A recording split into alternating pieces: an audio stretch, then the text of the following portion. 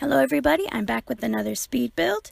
This time I'm working on mini Schloss LInderhof, the interior. So I did the exterior last time, and LInderhof is it's a castle, called a castle, but it's really just like a little palace summer home for Ludwig up in the mountains of Germany. And this is a real little castle, but the interior is nothing like it really was. I just kind of did the interior as opulently as I could, so you could just use this build as like a house for some really snooty people. You could finally use that snooty walk that you can use in Create Sims that I never use because I never have anybody that would walk that silly, but I bet someone who lives here might walk like that. And actually, Ludwig was crazy. The person who really lived in Mini Schloss, maybe it was from the inbreeding, and also I heard that they used lead in their paint back in the day, and when children would like chew on their cribs, which I didn't think was a thing, but they do actually, my kids have done that, then they would like go a little crazy from the lead poisoning. So who knows? But you can just put whoever you want in such a build, be they snooty or not. And I had the hardest time with this, I don't know what it's called, open area to the basement.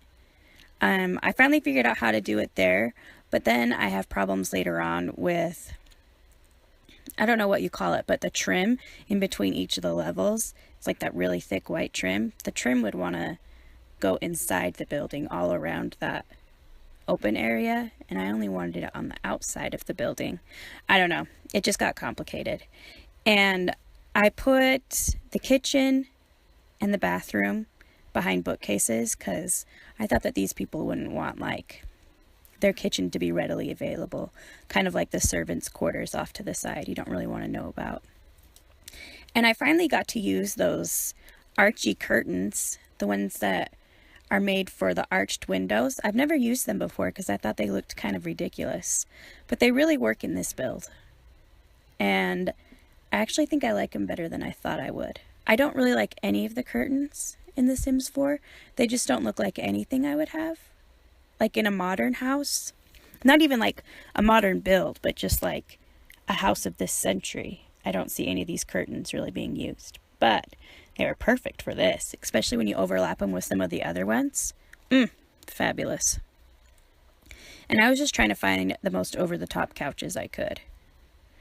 And I used that really shiny parquet floor. I really like that. It looks very rich to me, and it's got a lovely sheen. And I used the glass coffee table from the movie Hangout stuff. I didn't really know that existed for a while, but I actually really like it. The reflection is kind of weird depending on what objects you put on the coffee table. So if you put something not so cute on the coffee table, it's reflected. And then there's just like two of them. So you have to be careful what you put on. But I actually really like it. And I feel like the movie Hangout stuff pack kind of lends itself towards like Bohemian or even like Norwegian fairy tale sort of builds. And it's my favorite because I like doing those kind of builds.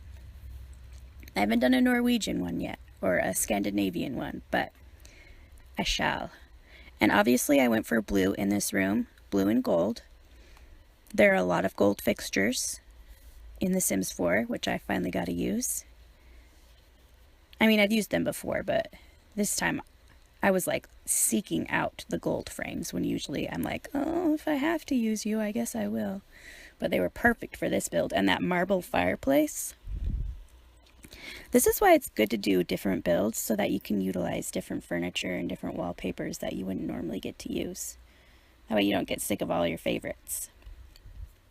You can have like an ugly favorite, which, you know, everyone needs, I guess.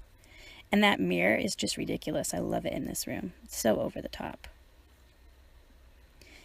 I was going to say, if I could have a butler, I would. But I should make a family for this house, and I should make a butler. or hire one. I don't even know. He can just have like the neat traits and just be really helpful and open doors. There aren't really doors to open, but in theory. And I like that little necklace that looks like the throne jewels. How would you say that? The crown jewels. It's like in a case. I thought that was appropriate for this build.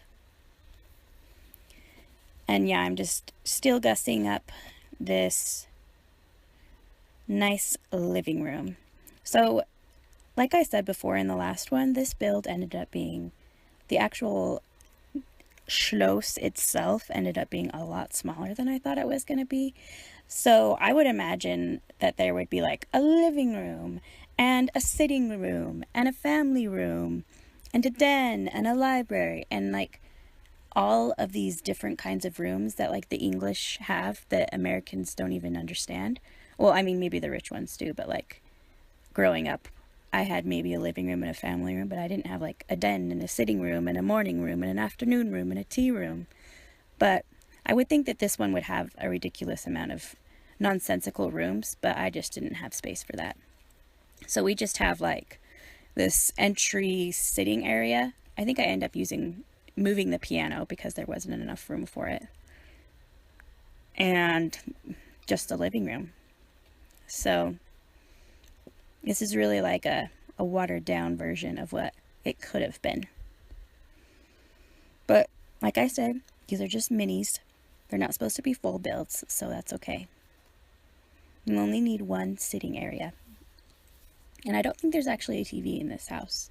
And I kind of like that because I find it very annoying when Sims are just always watching TV and there's always noise going on in the background, or they're listening to music and you turn the music off, but then they're listening to it again. So sometimes I don't like to put stereos or TVs in, which is ridiculous. Oh, and they're playing on the computer. That bugs me too, which is ridiculous because obviously when I'm building this, I'm playing on the computer in real life. So I'm doing the very thing that I'm getting annoyed at.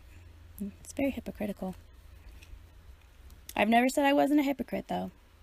Not a hypocrite about being a hypocrite. Just stew on that for a minute. So yeah, I didn't know exactly what to do with the other part of this foyer. Ideally, I would have had the stairs like you walk in the door and then there would be stairs.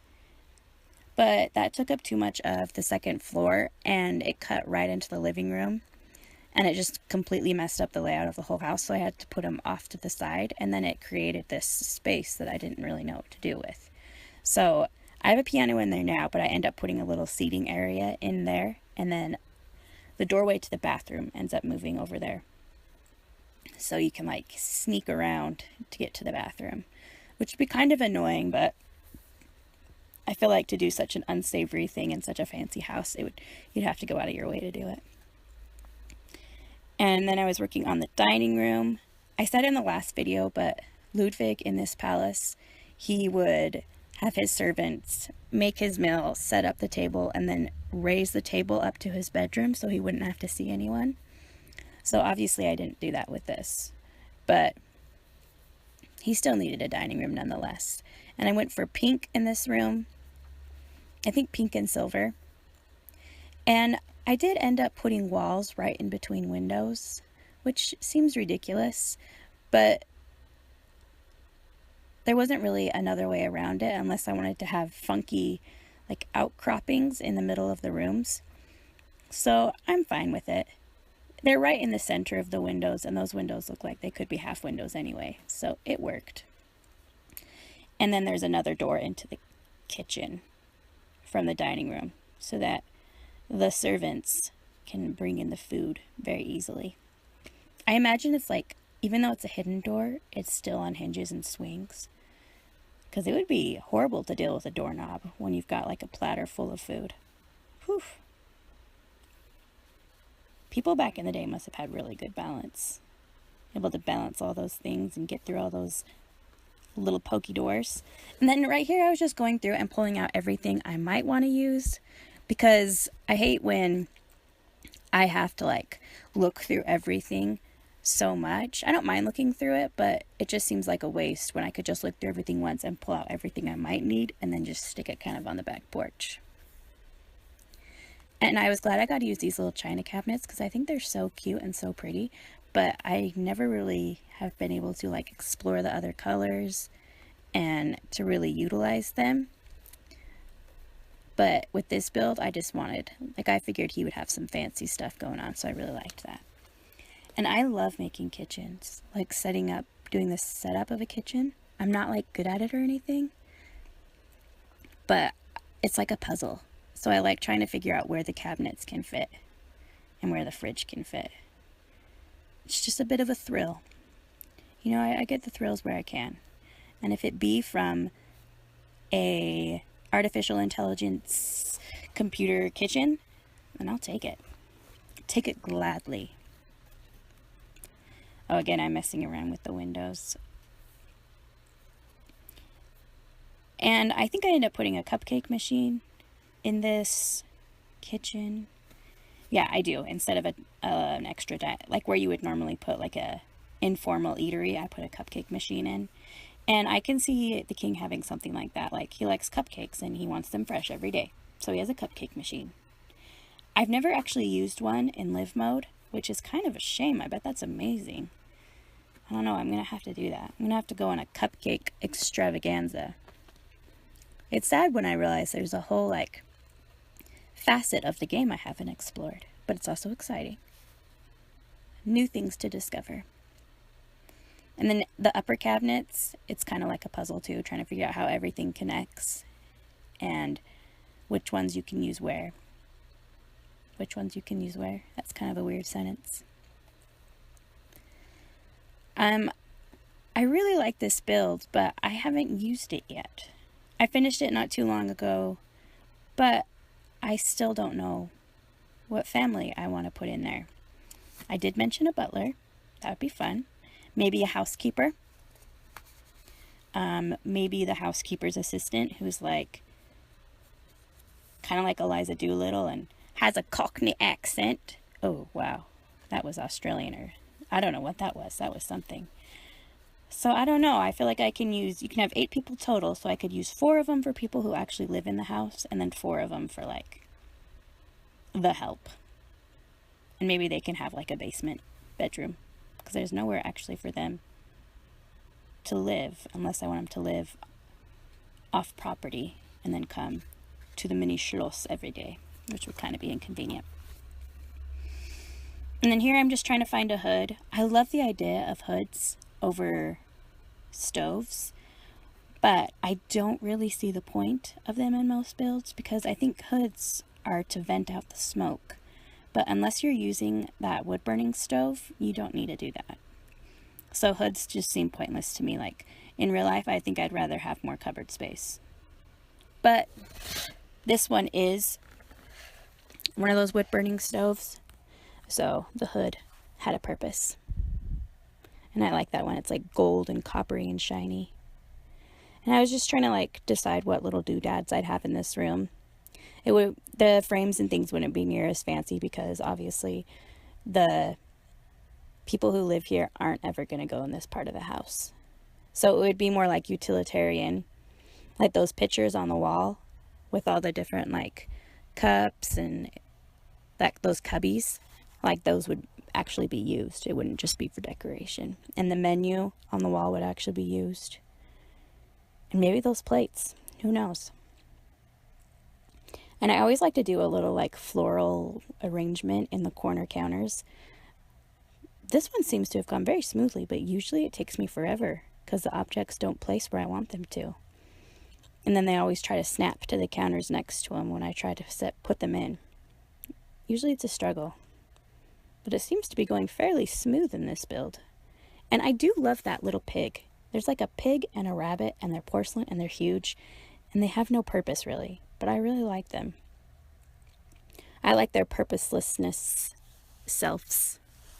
You just stick them on a fireplace and bam, you've got instant Victorian intrigue. Or I guess in this kitchen, bam, you've got instant peasant porcelain cookie jar. I can see that being a cookie jar, like the pig's head comes off. For sure. And then I was working on the bathroom. I wanted it to be over the top, but it was kind of hard because I don't put windows in bathrooms a lot because I just don't think people like to be watched while they're doing their business. So there isn't a window in here. So this room looks kind of like a long cave.